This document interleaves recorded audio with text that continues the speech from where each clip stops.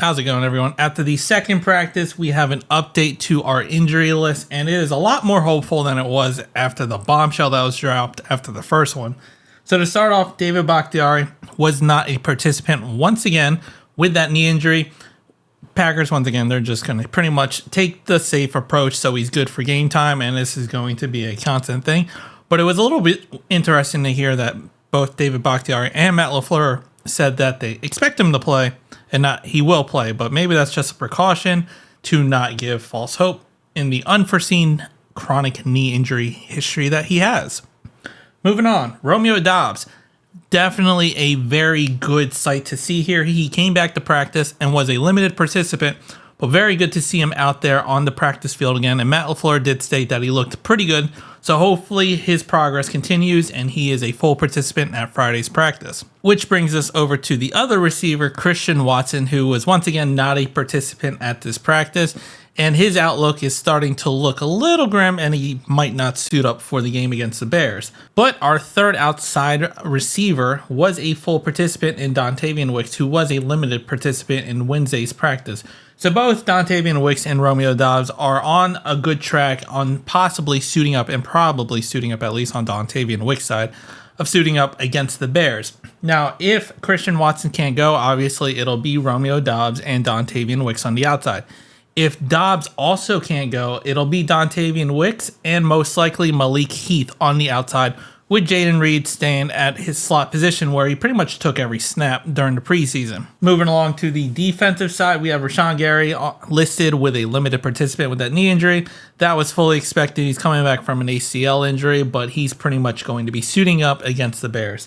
Then lastly, Anthony Johnson Jr., once again, back-to-back full participant. It's just on the injury list because he has a slight knee injury, but there is no fear that he is not going to be able to suit up against the Bears. So this injury report is a lot better than it was when it first came out yesterday, and there has definitely been some progress, especially in the wide receiver side where it was kind of fearful, where we could start off the season with a new QB1 without our top three receivers. Then the outlook on the Bears, Jaquan Brisker, who was a limited participant for them yesterday, was a full participant today, so it looked like he's on track to play. Dylan Cole did not participate back-to-back. Then we have Nate Davis, offensive line, who did not participate in their Thursday practice due to personal reasons.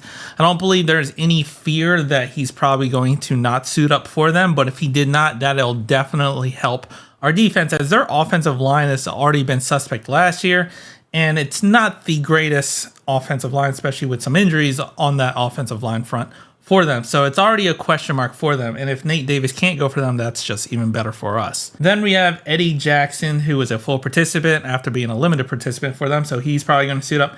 Mercedes Lewis popping up, and this one was a little bit weird to see, considering I've been so used to seeing this for the Packers. And it looks like the Bears are kind of doing the same thing with him. Didn't participant. He was pretty much a veteran rest, so no fear there, and very weird to see him on the Bears, along with Robert Tonyan. Thank you, guys. Then lastly, DeMarcus Walker, one of their big defensive line free agent signings, was a full participant for them, and it looks like he's going to be on track to suit up for the Bears. So all in all, a lot better outlook today after Thursday's practice than it was after Wednesday's practice, when it looked like we were going to be down and starting off very rough against the Bears. And now there's some hope that at least only one instead of our top three receivers won't suit up. And hopefully come during after Friday's practice, Romeo Doubs will be a full participant. And if Christian Watson doesn't participate in Friday's practice, he's probably not going to go against the Bears. But let me know what you think down in the comments. If you like the video, hit the like button, subscribe to the channel, and as always, go Pack Go.